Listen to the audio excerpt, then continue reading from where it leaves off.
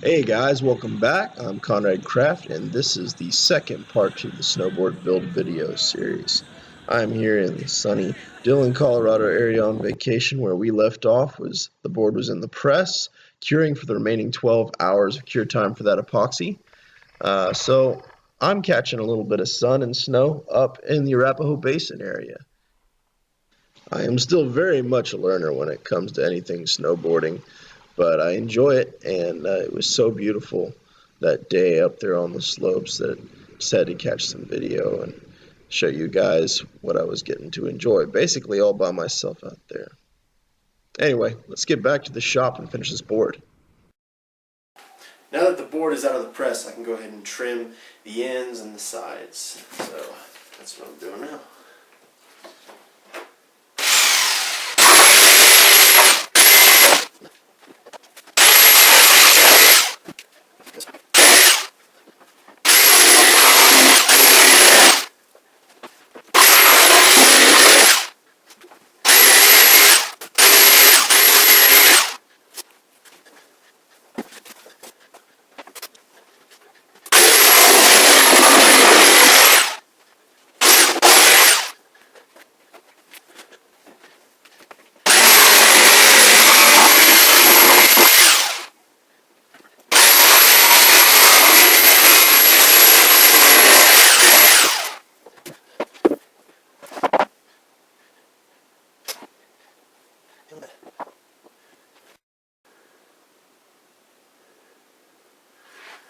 Here it is, cut out.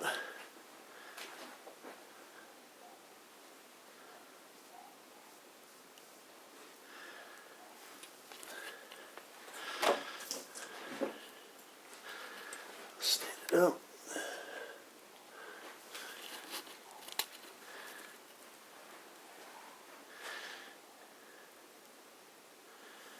Stick it up against a dark background.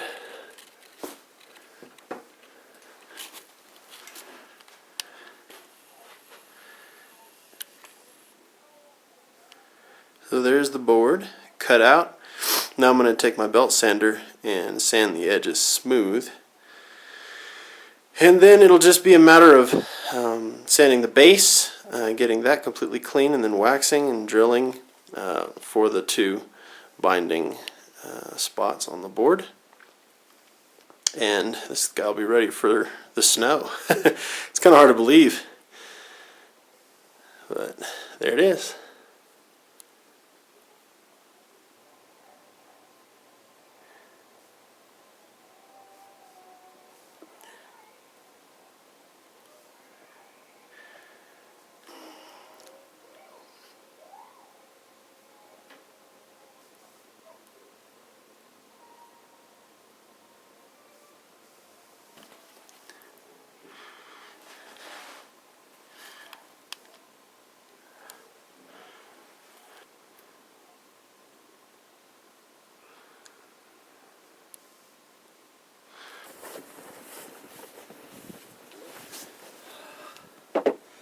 Well guys, time has come. I've got to finish this board off today so I can ride it this afternoon. So the things I need to accomplish are I need to sand down the edges, sand down the base, get all this trash and drippage from the epoxy off of it, and then wax this guy up and mount my bindings. So we're going to go ahead and make this as fast as possible.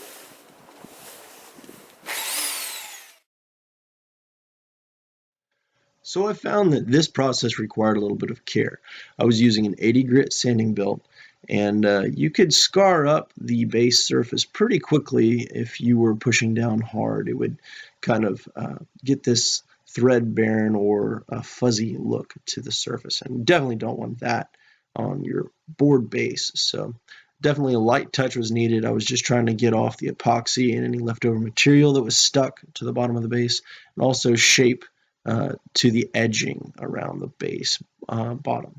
Now I'm just going around the sides and contouring the wood and metal edges so that they cut in and I can carve with them the way I would like to. This is still the 80 grit belt, and after I get done doing this, I'll flip sides, do the same thing on the next side, and after I've done that, I've used 80 on everything. I'll go back and put on a new belt. I'll bump it up to 100 or 120 and go over the whole surface. Now, I didn't go a whole lot higher than that grit, and that's simply because I didn't bring a grit higher than that with me. But you could go higher than that if you really wanted to be particular about how well you sanded this board. Me, I was just running out of time. We were going to be leaving from Colorado soon. I hadn't ridden on this board yet, so I was kind of freaking out, kind of making it happen as quickly as I could, and so I stopped at 120. It did take the wax really well, though. I was really happy with that. I was happy with the whole actual finish of the board, and I was pretty pleased to see that even though I had made some mistakes, they were easily correctable mistakes. So definitely a learning process for me. I like to finish my sanding with some more long strokes, just straight up and down, or the full length from tip to tail on the board. And this, I think, is good to orient the grain of your scratches. You want to make sure that, if there are scratches on your board, they're just like they would be from your natural riding habits. So I also went over with a little bit of hand sanding just to finish anything off that didn't quite work well with the bell sander. And that was it. So after that, it's just time to mount the bindings and wax it.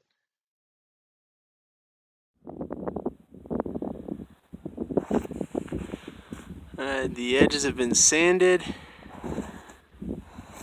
Base has been sanded. Now I'm just ready to drill for my bindings and wax the base.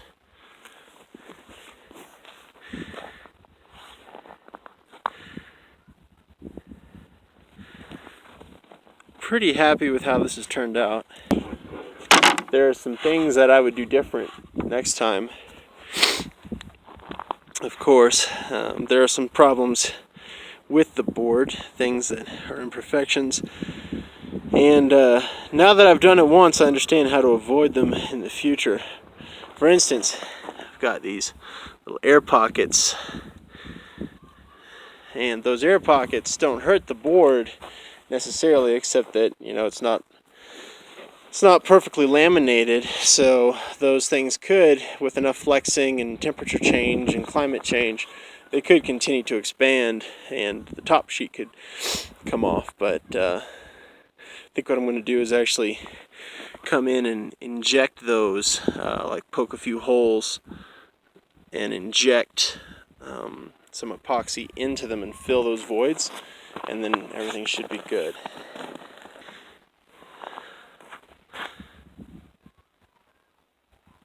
Base didn't turn out too bad either. The edging, that worked out really well and is nice and sharp right now, so I'm pretty excited about that.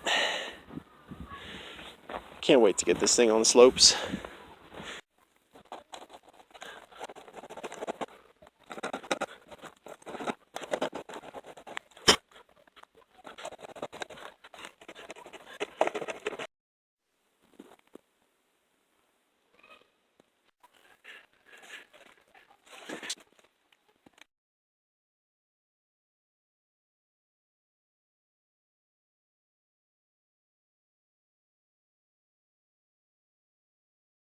Today's the day. I finally finished the board, this poplar and walnut board. I don't know what to say, honestly. It's just, I'm super excited and I can't wait to get it up there. So enough talking, let's do this.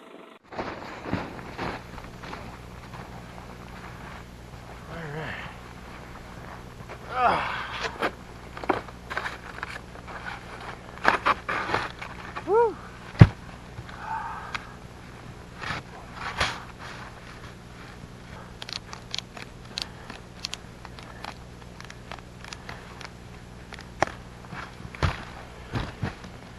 Woo! This thing is slick.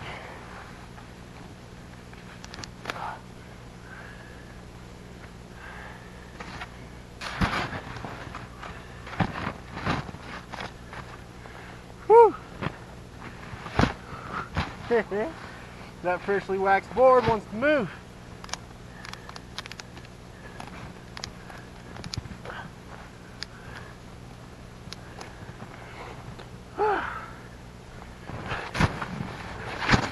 Woo! Yeah, that's what I'm talking about. Ah! See you later.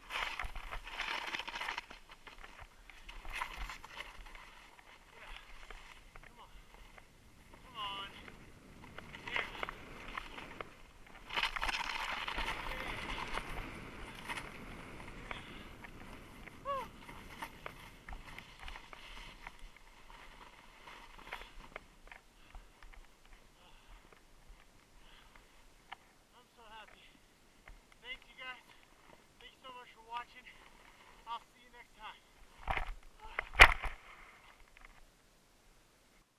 Well guys, that is it for this video. Thank you so much for watching. If you like these kinds of videos and you want to see more, go ahead and click this button over here. That'll subscribe you to my channel. You can go to your notifications and turn them on if you want to get notified when I upload a new project.